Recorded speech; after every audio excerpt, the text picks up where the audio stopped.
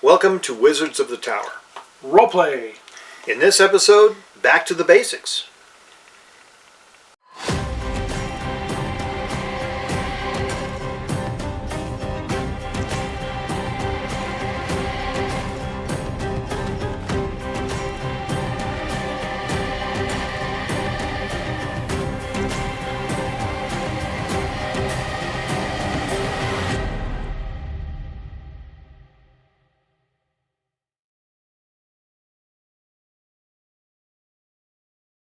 Welcome to Wizards of the Tower. Roleplay.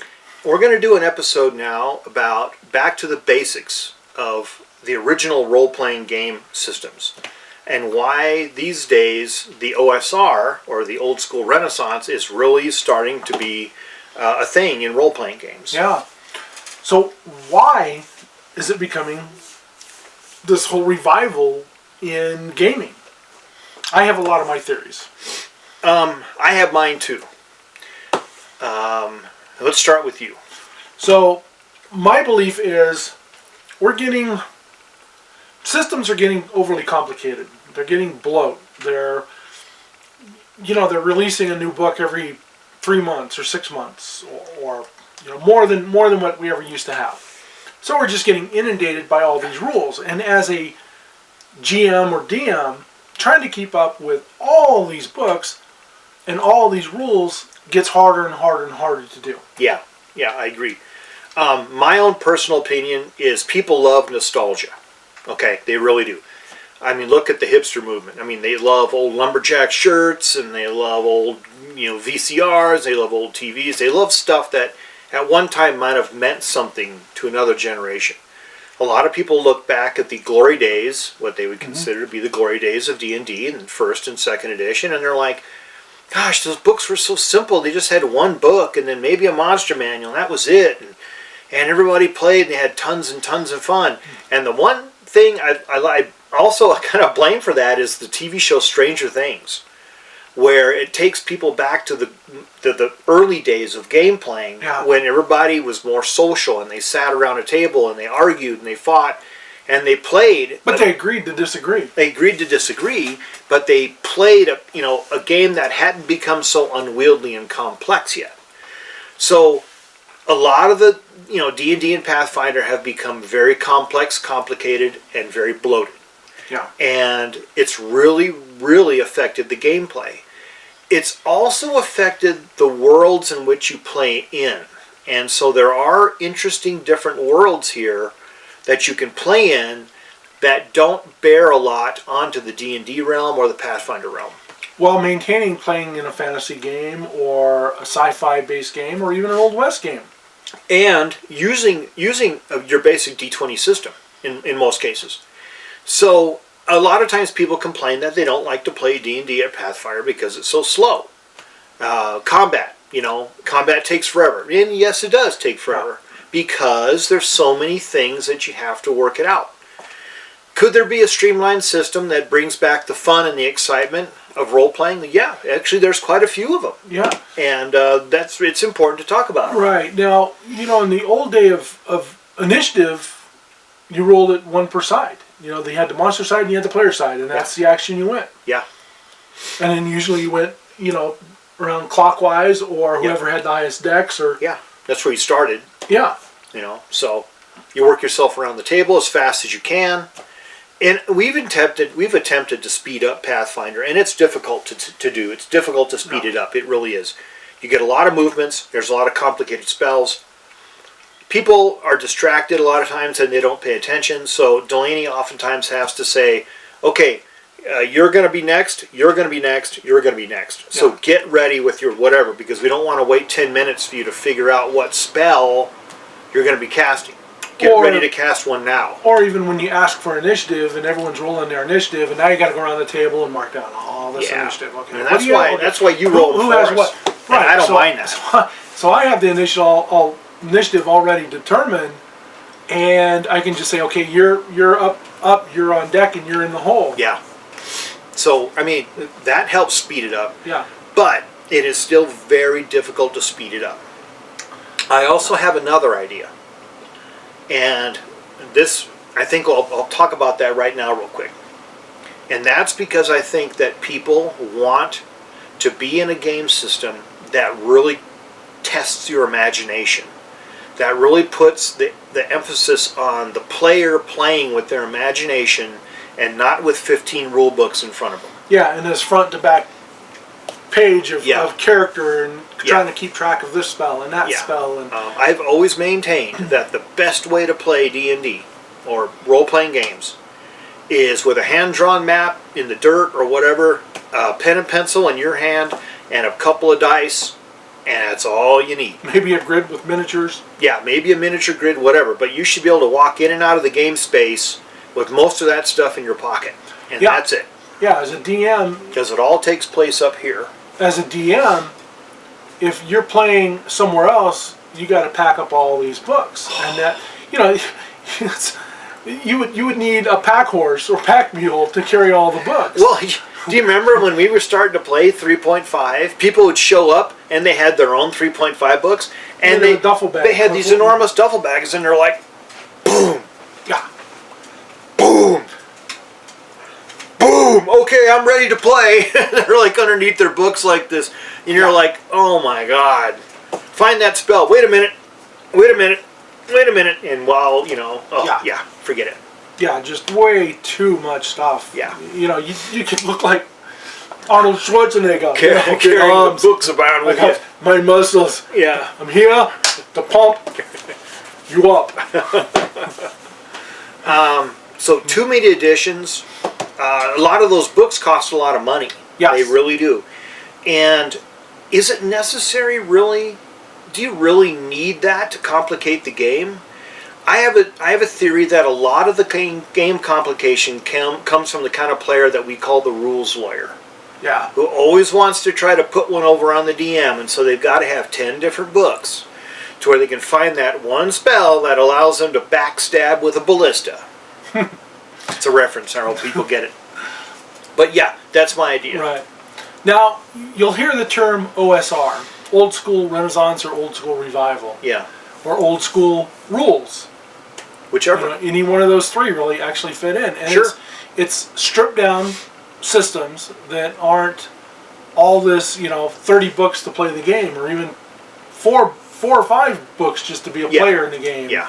With all these spells, because as a dungeon master, you have the right to say, I'm not allowing these books. And then somebody goes, well, I want to play without book. Oh, man. Dude, people get mad when you say that, too. And they do. And, it makes it expensive if you as a dungeon master has to go out and buy every book to keep up with everything that every player wants to have. Yeah. Or every system that every player has.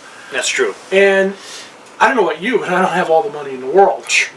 I make good money, but I don't have all the money in the world. Well, you can nor all the space in the world. You can quickly develop an enormous bookshelf full of books that you may or may not ever really use during your gameplay. Yeah. And why do you need them anyway? Why can't you just say, all right, you want to cast that spell? Well, that spell is similar to this spell, so we'll just go off this spell. And then we'll go ahead with your saves, we'll go ahead with your touch, whatever you want to do. Simplify it. Yeah. Carve it down. Make it fast, make it easy. Put the onus on the people who want to do it. Put it on the players. Yeah. Okay, allow it, but you got to roll, and you got to roll high because this is unusual. Yeah. Gameplay. Now, the other reason to go to a more simplified system is to not promote these corporations that are there to screw us over. Yeah. The OGL debacle, the layoffs, this license and that license and everything else. Yeah. And there's a lot to be said about having to take a book to a game session and your dice and your character, and that's it. That's it. It's simple stuff. It's simple. Throw it in a little folder. Show up. Get ready to play. Yeah. You are not necessarily supporting the big corporations. Right. Typically, what you're doing is supporting like a couple guys in a basement with a startup. Yeah. That's who you're supporting. It's small business. We all like to think that we're supporting small business. Well, one of the best ways to do it is maybe put your emphasis on some of these small publishing houses that are coming out with these games. Absolutely. So let's talk about some of the systems that are basic, going back to the basics. So ones that we don't actually have in our collection, I've actually got PDFs of them, are like Dungeon Crawl Classics, which are based very much on the first edition. Okay. As a D20 system, and Old School Essentials, which is another one. Okay. Now, ones that we actually have just gotten into are like the Morkborg system. Yeah. Morkborg is really cool. This is basically it's heavy metal fantasy. Yeah, or death metal fantasy, I guess you could say. It's essentially just sort of a darker slant on a darker take on fantasy playing, with essentially the same basics of weaponry, armor, combat, everything else. But there's this slant in it that essentially you're not really going to make it that, everybody dies. It's just a question of when. Right. So it speeds the games up faster, Yeah. so you have to interact more. And the character generation in these is all random. Yeah. So you're not going to have somebody say, well, I don't want to play the cleric. Well, sorry, that's what you get. Yeah. Or I don't want to play the rogue, or I don't want to play the fighter. Well, what you roll is what you get, and that's what makes some of the fun. The great thing about Morkborg is it's all based upon a D20 with a base of you need a D12 to hit or succeed. Yeah. Now that can go up or down based upon how hard it is. Yeah. And the same goes with the monster hitting you. It's a D12, and Yeah. if you roll and for your defense, then the monster misses you if it's a 12 or higher, or whatever the harbor master, game master, dungeon master Yep. puts into it. Now there are many different parts of Morkborg, and we've got a few of them here. So Morkborg is the fantasy setting. It's interesting because on the back it has like this evil goat. It's like, what in the heck? Very, very death metal-y. Very, very death metal. Yeah. You have Death in Space, Which is kind of your sci-fi version. It's a sci-fi version. It's a very much sci-fi. Whether you're alien, there's also Grimdark, which is also alien type. We don't have Grimdark, but Death in Space is your imagine alien. This is the best way to describe Death in Space: is alien or Event Horizon. Yeah, that's pretty dark. Okay, very dark. Okay. You have Pirate Borg. Now, if you saw our episode of Pirate Borg at the beach, you saw what we had. We had a book. We each had some dice. We didn't even have miniatures. We just grabbed some shells and really didn't even really need those. I had a pencil and a piece of paper. And that's about it. You didn't need a lot to play Pirate Borg. It was Pirate Borg. Here. This is actually, I love this game. Yeah, it's I've pretty had good. It's so much fun. This is the kind of game that I have memories of making, like first edition. So you have Ragnarborg. Oh, Ragnarborg, Ragnarborg is basically Vikings Valhalla. Yeah. So you are trying to prevent Ragnarok from happening. And maybe you're helping Thor or Odin or somebody preventing Ragnarok. But you're going to die. You're going to die. You're going to end up in Valhalla or Hell. Yeah, or Helheim, whichever. Yeah, but, Helheim. you're going to end up somewhere because that's how it is. The next one, which we have, is Frontier Scum. Yeah, Frontier Scum is an Old West, where you're an outlaw. You're an outlaw, and it's hilarious from what I've seen. Yeah. People playing, and that the best way to describe Frontier Scum would be the Bone Hatchet. Yeah, the Bone Tomahawk. Tomahawk. That's what it is. that movie with Kurt Russell. Yeah, kind of a little bit of Patrick Wilson. horror bent in it, but it doesn't have to be horror bent. Yeah, but you can. There were some sort of horror-based Western movies back in the '60s. Some of the spaghetti westerns had these kind of macabre, kind of horror actions to them. Very dark, very disturbing, full of anti-heroes. You get a lot of those, and I think that's kind of what Frontier Scum is about. It's about there really are no heroes. There's just who manages to survive the longest. Yeah, and in Cy-Borg, which is a cyberpunk version. I didn't know there was one. Yeah, it's called Cy-Borg. Okay. Which is very fitting. Yeah. C-Y. Yeah. Borg. Borg. Yep.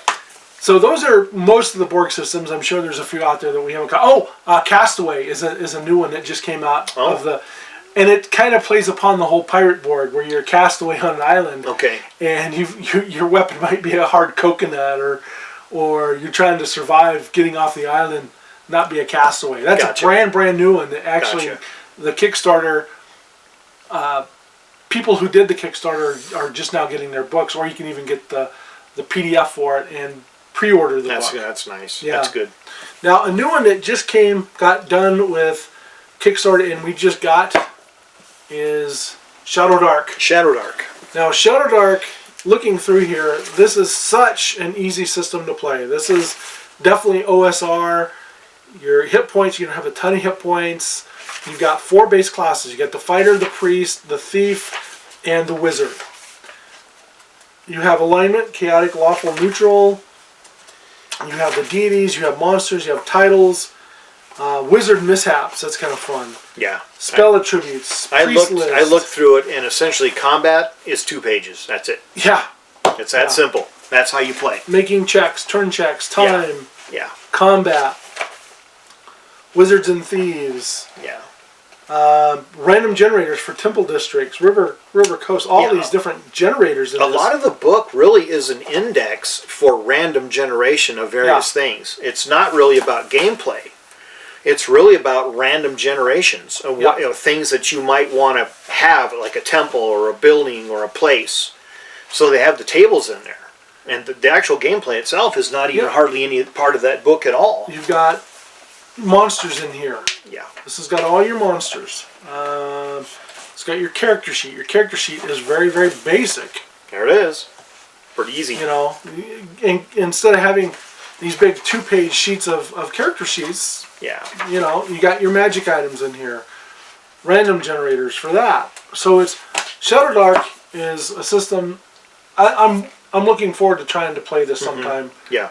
Real soon. Yeah. And we just got this in the mail yesterday. Yeah, it was yesterday. Yep.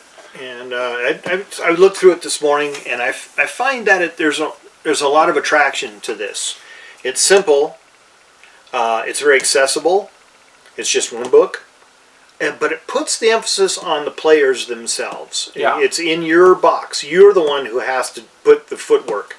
It isn't about the GM. The GM essentially just has, you know, a set of rules. You have to play your character.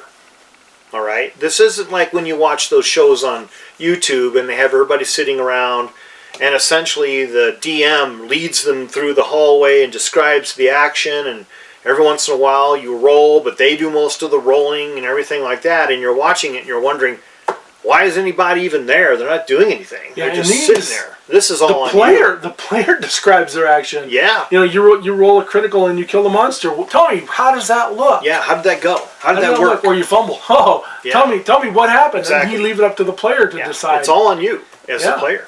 Yeah, a lot of fun. Another new one. This has actually been around for a while. This was based upon a Swedish game.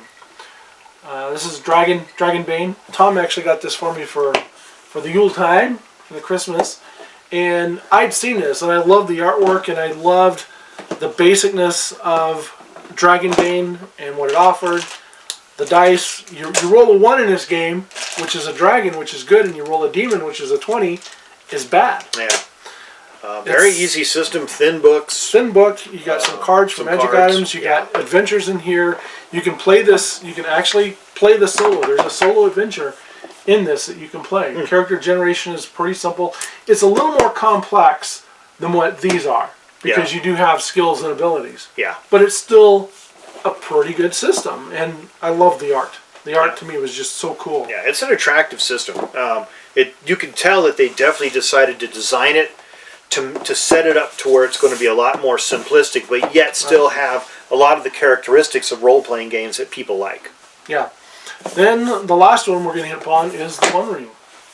This is based upon Tolkien's Lord of the Rings, and this takes place between the right after the Hobbit and before the Lord of the Rings. Yeah.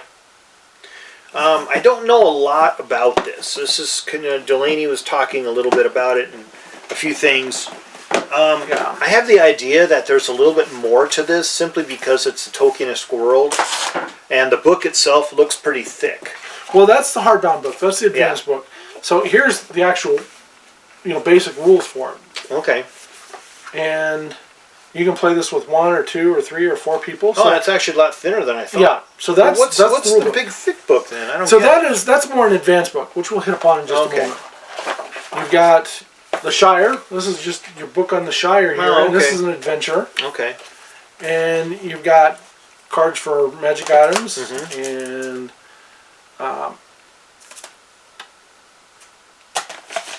other cool things. The dice that you get. So you roll. This is not a D20 system. This is D6s and a D12. Oh yeah. So definitely simplistic there. Yeah. Okay. Nice You got map. some nice map in Adventure. Rules. So this is a really cool system that I want to dig more into. Yeah. As Kinda we cool. can. Kinda Because cool. I love Tolkien. You know, we all bit our teeth on Tolkien. Oh yeah. Well, We most talk of us a- bit our teeth on Tolkien. We talk a lot about Tolkien and what, you know, the characters, where they originate Right. from. If you've watched any of our episodes before, you know that there's a lot of times we'll mention the Tolkien-esque Right. stuff, the adventures, the setting, the original kind of characters and monsters, that sort of thing. So Right. we talk about that a Now, lot. the hardbound book just adds more races. So you've got the Dwarves of Durin's folk. You've got the Barding. You've got, let's see, the Bardings, Dwarves of Durin's folk. You've got Elves of Lindon. You've got the Hobbits of the Shire. You've got the Men of Bree, Rangers of the North, There you go. Callings, and then you got basic weapons, and you got basic armor and weapons, and I think it's just added a little bit more information. you're not playing wizards, and you're not playing clerics, and Yeah. you're playing adventurers, and Yeah. so this is a little bit more advanced additions to the One Ring system, but it's still a more basic system than all of these additions over here. Well, I can see like coming to your game with just this and your character sheet tucked in there, Right. with a bag of dice and some pens, and basically playing all night. And the stuff just that to they're keep it adding simple in on there. for the One Ring isn't stuff for players. It's more for the game master. Okay. For adventures. That makes sense. Adding in a Moria, Mhm. so you can adventure in Moria. Yeah.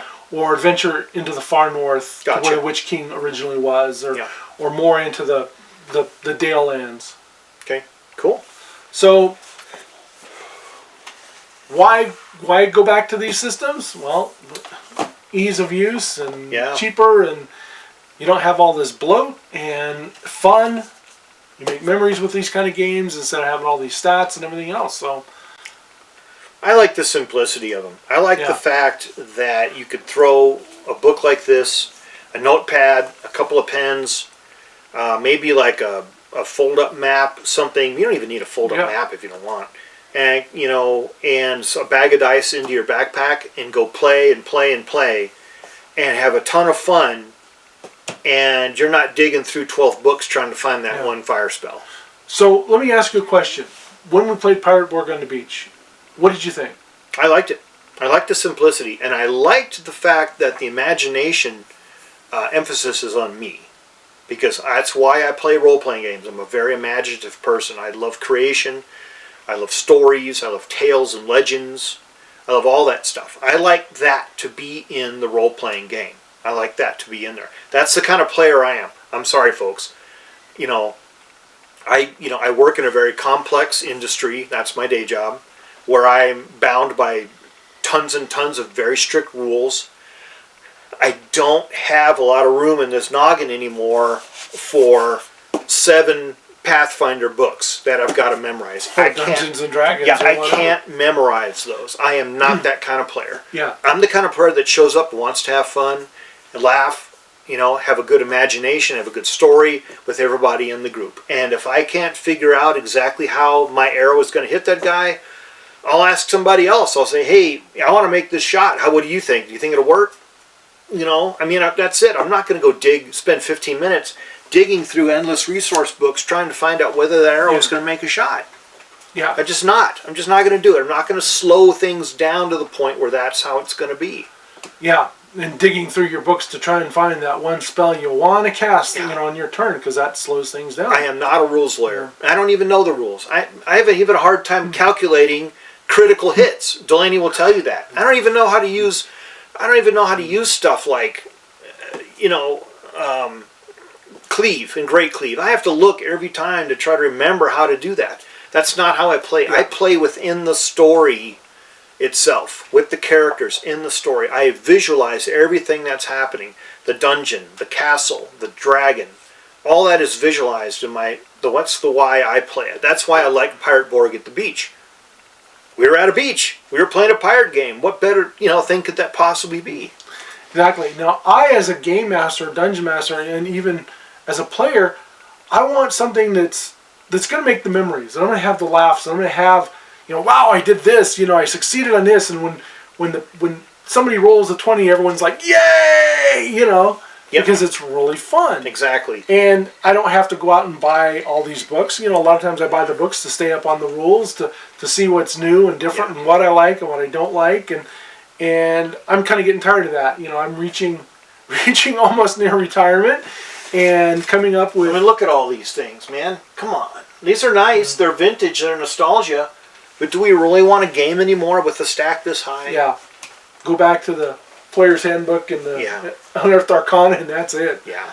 Which should be, the simple way of gaming. Yeah. And, so, I, like I said, as a game master and GM, I don't want to have to put in tons of prep and then not have everyone show up and not be able to have fun. If I can have 2 people show up and out of our group and still play the game without having to dissect what I came up with, then so much the better. Well, there's something to be said about these games, that they're very versatile. Okay. Yeah.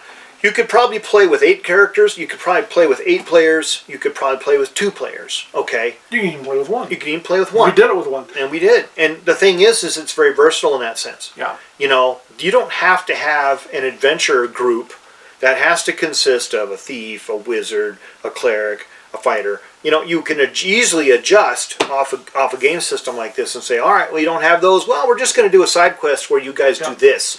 And you're going down this trail, and you encounter this, and I need everybody to roll this, and that kind of thing. So you can be versatile, work your way through the action, and get it in, work out, and have a good time. Yeah.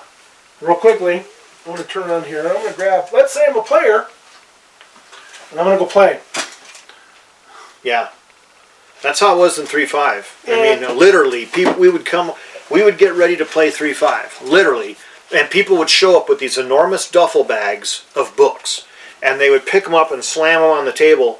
And everybody had 3.5. And they were a stack like this.